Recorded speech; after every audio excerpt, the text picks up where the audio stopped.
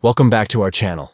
In today's video, we'll explore how to prevent everyone from adding members to your WhatsApp group on the PC app, thanks to the new update. This feature is super useful if you want to maintain control over who joins your group.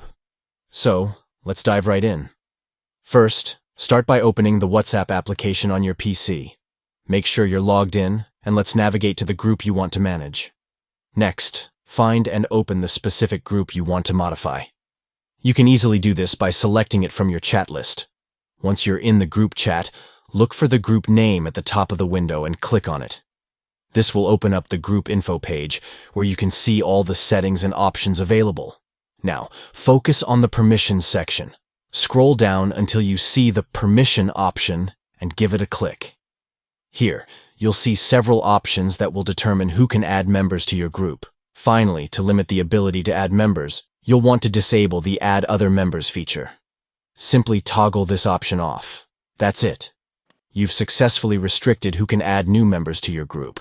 By following these simple steps, you can have better control over your group and keep it organized.